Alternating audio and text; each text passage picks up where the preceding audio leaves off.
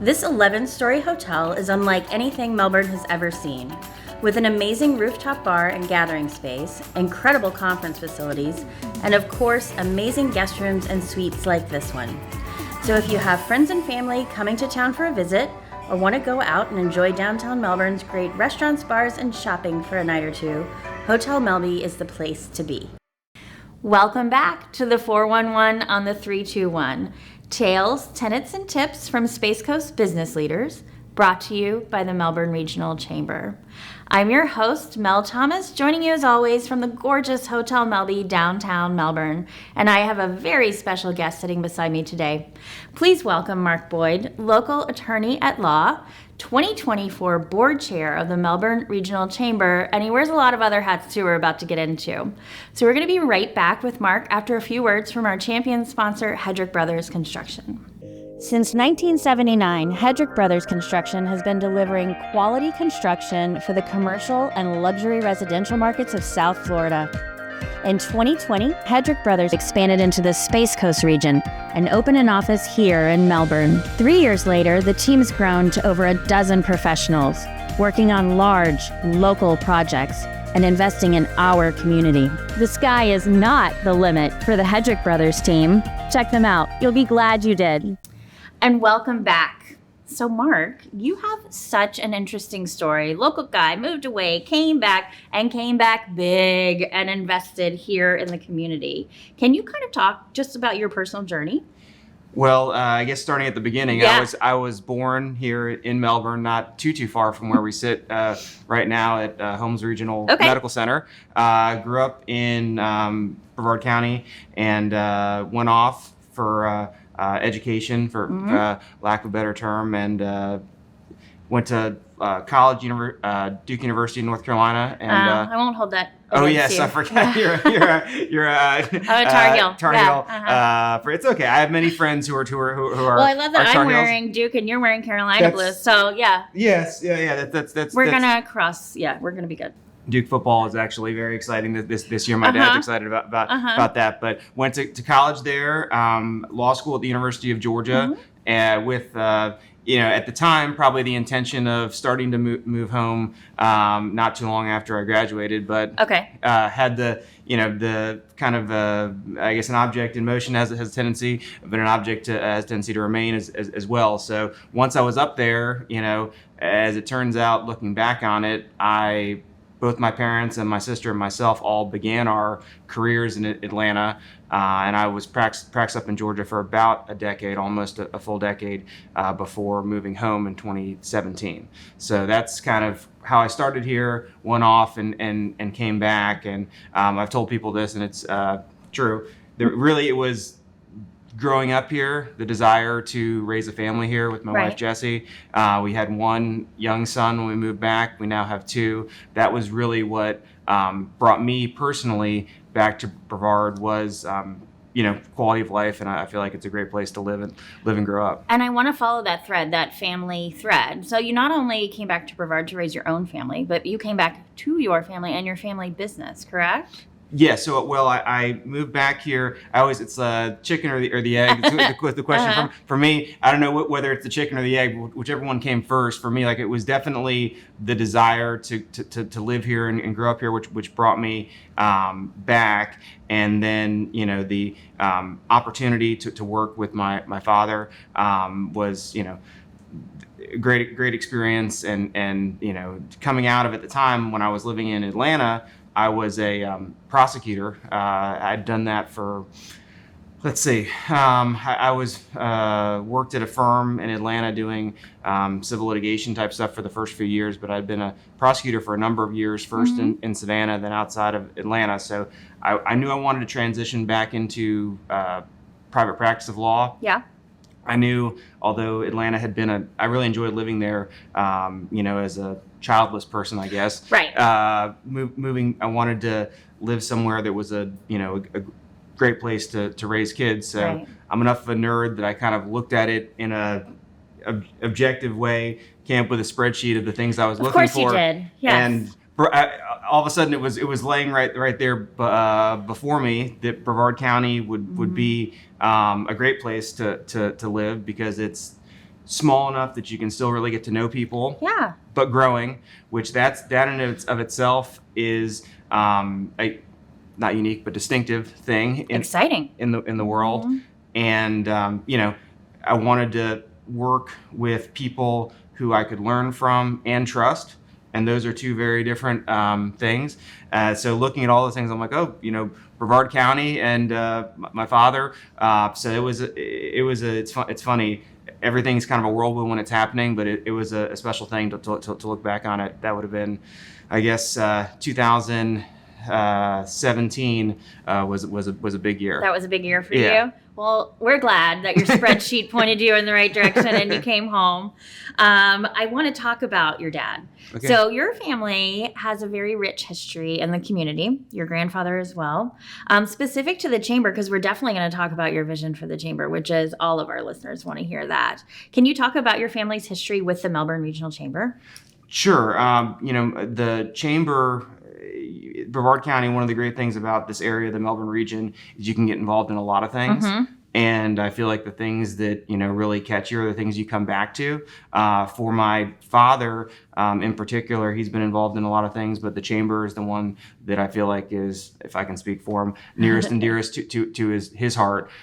He had his first, I guess, round of experience on the chamber board in the early 80s, which was around the same time I came into being. But if you talk to other people, Bill Potter did his second term as chair around that time period. I think that roughly coincided with my father joining the board for the first time. It was a really active time in the chamber's history and the community's history. A lot of exciting things that we still see today grew out of that time in the chamber. Notably, Keep Brevard Beautiful, which my father was the first volunteer leader of, that grew out of the chamber. The Community Foundation for Brevard as well. So that was, I think, a really rewarding experience for him personally. And then he came back after my sister and I had kind of graduated college, and he was kind of in a second, phase of community involvement. Joined the chamber board again in the 2000s, and ended up being chair in 2009. He disclaims any responsibility for the economic climate in that year.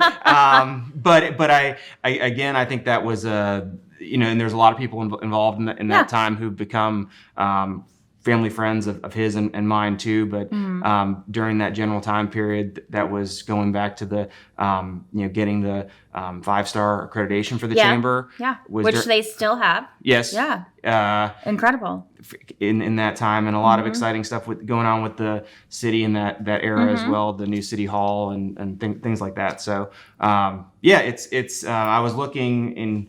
I prepared a little bit for this. I was looking back at and just going into this year, I've got a list of past chamber chairs going back to 1967, I think. Okay. And I was kind of taken aback and humbled all over again just by it's a lot of people, men and women who I grew up with, and either knew their kids or grandkids, and had a lot of people who played a really special role in my life. And I'm not going to start listing them off because I'll inevitably forget someone really important. But it's been a long list of, let's just call it, rock stars that have come through those halls and have led that organization. And so we've talked about the past, we've talked about you and your story. Let's talk about the future. So 2024 incoming board chair, congratulations. Thank you. It's a big role. It's a big responsibility. It's exciting. Like you said, you've got some big footsteps to follow. No doubt you're going to kill it. I wonder if you could kind of tell us about your vision for the chamber in 2024, maybe some goals you'd like to share? Yeah, well, maybe a little strategic planning here. 2024 will be our 99th year. Yes.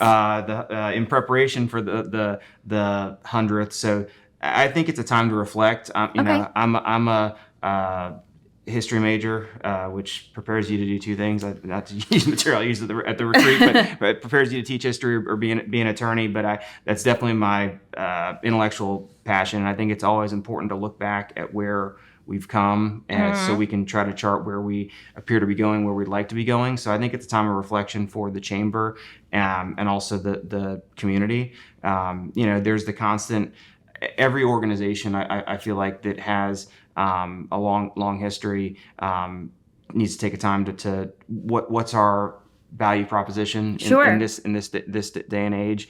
And I think a lot of the way you see that is you look back at what's our value proposition been over time. Why do people keep coming back to this? Why do we have the level of engagement we do over time, and how can we sustain that moving forward? I love that, Mark, and I love kind of that visionary look at it, that sure, what's worked in the past is not broken. There's a reason that this chamber has been so successful. How do we keep it relevant for the next 100 years? How do we keep evolving and building off of that foundation?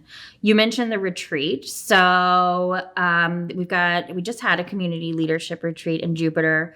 It's such an incredible event, a powerful room. You leave inspired, and you just don't leave being like, yay, great day. You leave being like, yay, great year. Great place to live. I'm ready to just go out and beat the world up. Like, we're going to make Brevard a better place. Can you talk about, maybe in your own words, why that is an important event? I'm a major evangelist for the retreat. So if you're watching and you're considering going, I would strongly encourage you. There's one event a year. That's the one. To do. I mean, I guess I want to answer that question. And another one you asked about the chamber. I was very fortunate. I talked about this at the retreat too. I don't know if I'm a millennial or a Gen X. I'm an X. I'm 41 years old, so I'm right on the borderline between those. And I do feel like I have some Gen X qualities and some millennial qualities. One of the millennial things is sometimes in my millennial experience, it's like you showed up right when the party, is over with things in life, and with the chamber, it's been like the total opposite. I feel like I showed up right when the party was getting planned. My returning home roughly coincided with Michael being hired. It was within the first month or two of me getting back here. My father and I had lunch with Michael and Brent, who was the incoming and just had become chair at that time, which was really, really a lot of really cool things coming together. In my view, Michael's become a great friend, as has Brent, who I didn't know prior to that, believe it or not, even though he's friends with my father. But that was the seed, and then started getting involved, went to a lot of stuff, met a lot of other people who, in Brevard County, there's 2 or 3 degrees of separation. Once you start talking to somebody, you realize that you have connections. But I've met a lot of people who I now know through the chamber who I didn't know before, despite having grown up here. So that process started, and for me, the kind of really launching off point with that was going to that first retreat for me, the first one I attended in 2018 down in Jupiter, as a new incoming board member. That's when I really, I guess, came to understand the value of the chamber for myself, and also got energized with it in terms of wanting to get more involved. But you don't do it for these reasons, but great personal friendships have come out of that experience. Business opportunities have come out of that experience. So and just a greater understanding of all the resources that we have in our community on a human level, a structural level, in terms of how things work. Like I can't say enough positive things about the retreat. So I would strongly encourage anyone to go. And I do feel like, like everything in life, there's little fits and starts, but it's been on such a positive trajectory over that time period. I agree. I feel like it gets better every year, and every year I say there's no way they're going to be able to top it, and they do. They pleasantly surprise me.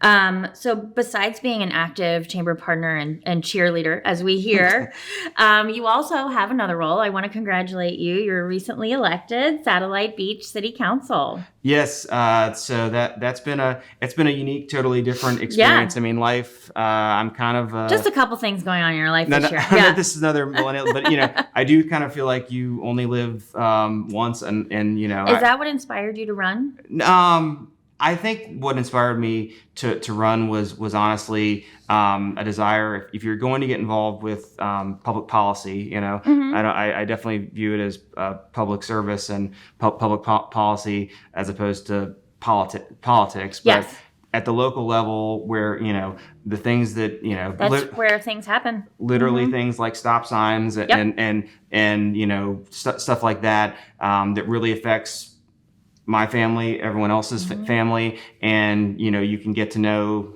everyone. So it's been a new experience for me. Like I've kind of gotten used to serving on nonprofit boards and things like that. So it's definitely different than that, more different than maybe I would have initially anticipated. But it's been a good life experience for sure. And through the campaign too, just getting to know people.